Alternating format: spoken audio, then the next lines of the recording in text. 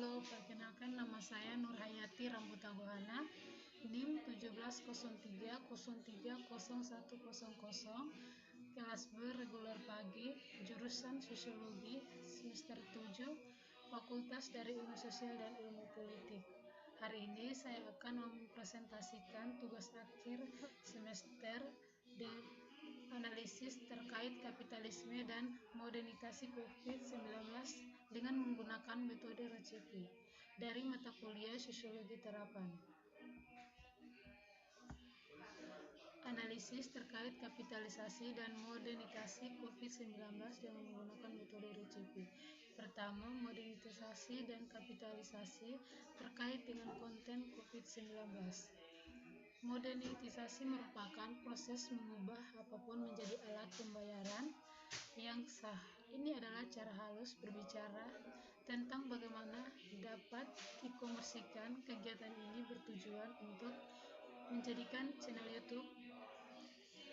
YouTube-nya untuk mendapatkan sejumlah penghasilan, misalnya iklan yang dipasang pada channel YouTube atau video tertentu, kemudian dikenakan tarif dan menjadi penghasilan bagi pemilik video atau akun tersebut. Konten yang merujuk dan atau menampilkan COVID-19 serta memenuhi pedoman.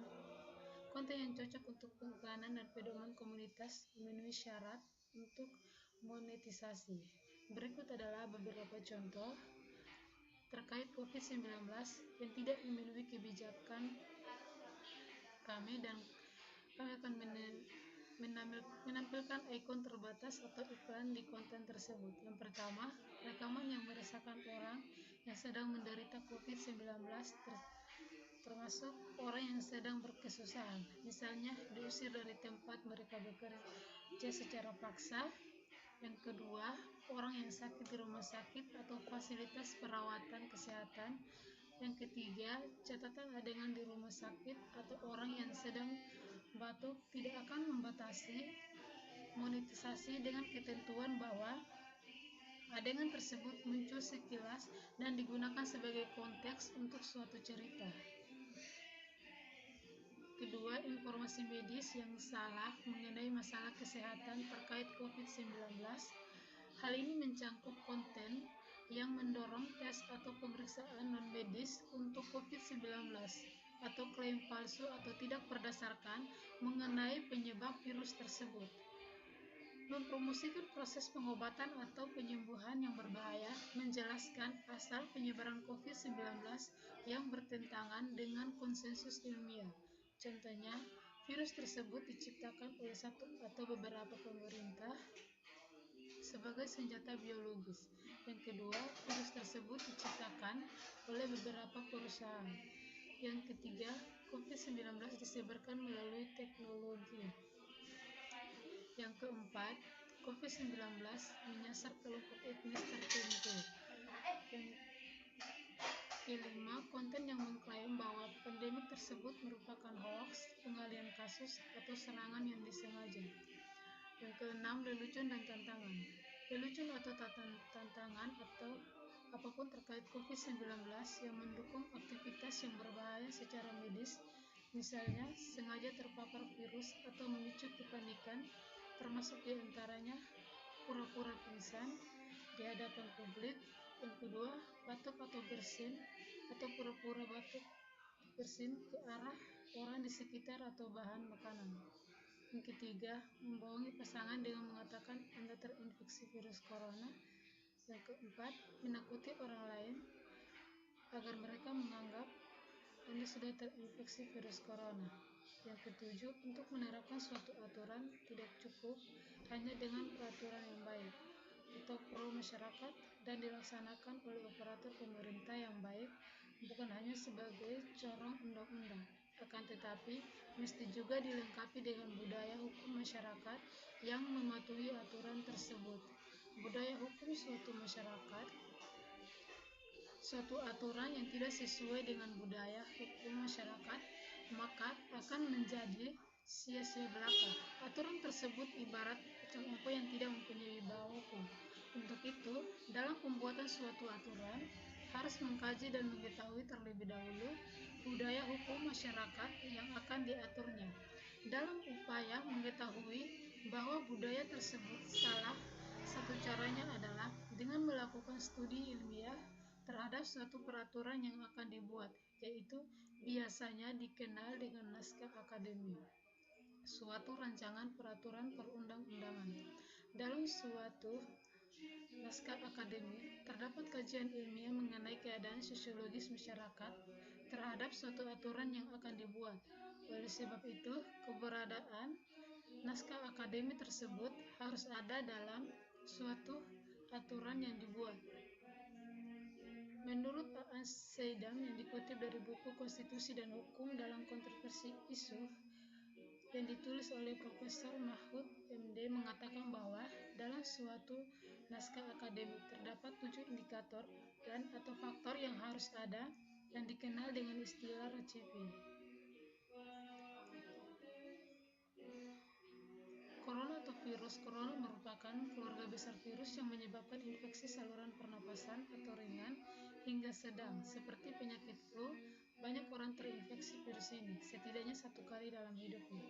Virus ini menular dengan sangat cepat dan telah menyebar ke hampir semua negara, termasuk Indonesia. Hanya dalam waktu beberapa bulan, virus ini bersifat zoonosis, artinya ia merupakan penyakit yang dapat ditularkan antara hewan dan manusia. Hal tersebut membuat beberapa negara menerapkan kebijakan untuk mencegah kebijakan lockdown dalam rangka mencegah penyebaran virus corona. Di Indonesia sendiri diberlakukan kebijakan pembatasan sosial berskala besar. Untuk menekan penyebaran virus ini menular melalui percikan dahak dari saluran pernapasan, misalnya ketika berada di ruang tertutup yang ramai dengan sirkulasi udara yang kurang baik atau kontak langsung dengan droplet. Gejala-gejala COVID-19 ini umumnya muncul dalam waktu 2 hari sampai 2 minggu.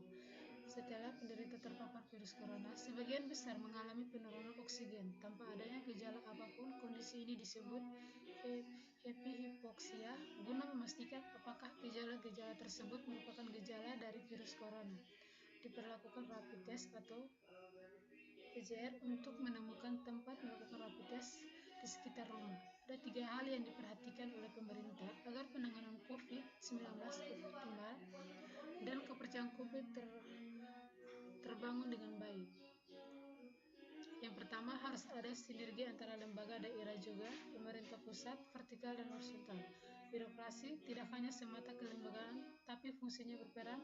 Peran yang harus dioptimalkan adalah komunikasi. Kedua, disarankan kepada pemerintah untuk memperbaiki peran dan fungsi komunikasi.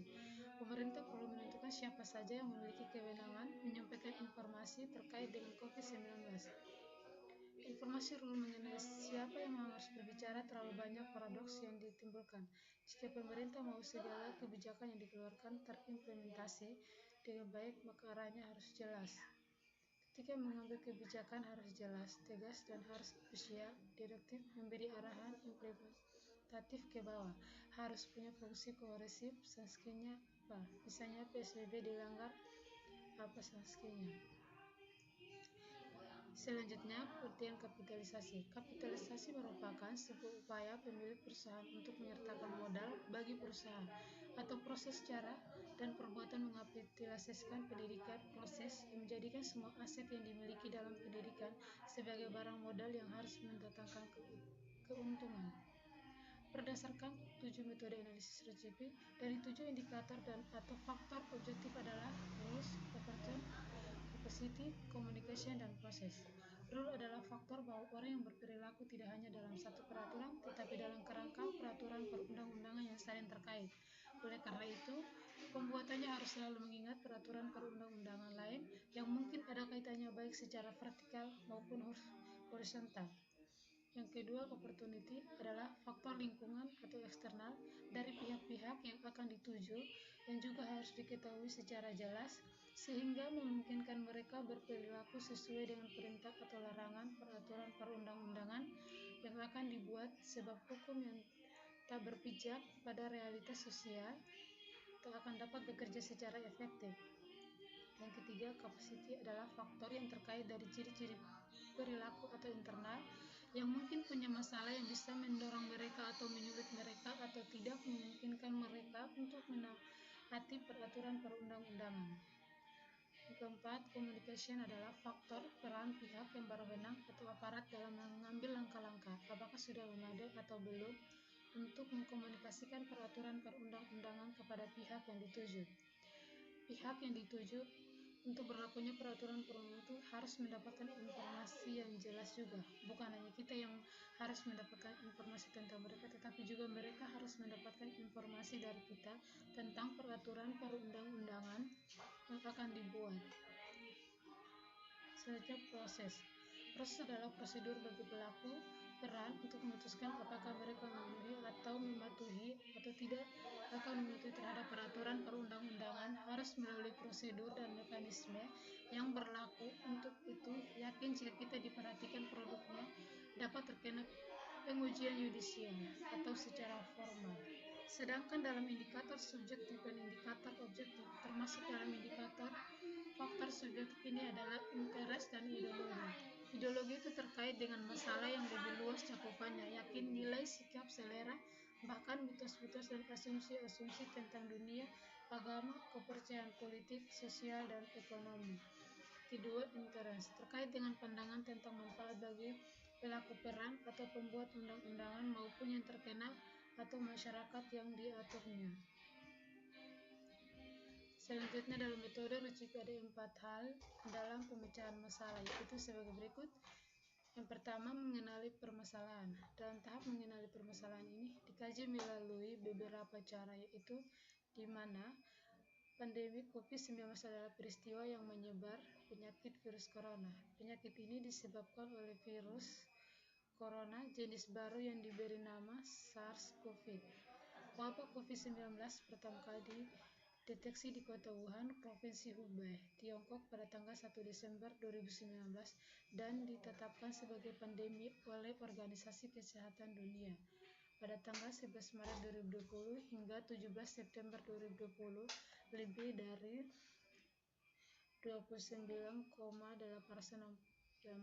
orang kasus telah dilaporkan lebih dari 10 negara dan wilayah seluruh dunia dan lebih dari 20,3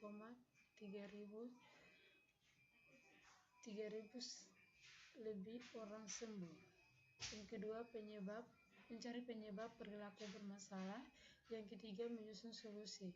Tahap menyusun solusi adalah berkaitan dengan diadakannya sanksi dalam menghadapi masalah COVID-19 yang ada pada saat ini. Yang keempat, pemantauan dalam pelaksanaan pandemi COVID-19 telah menimbulkan dampak yang luar biasa terhadap perekonomian nasional dan kondisi sosial ekonomi masyarakat. Oleh karena itu, pemerintah telah mengeluarkan stimulus untuk menjaga masyarakat dan perekonomian. Mungkin itu saja materi yang saya sampaikan. Semoga bermanfaat untuk kita semua. Sekian dan terima kasih.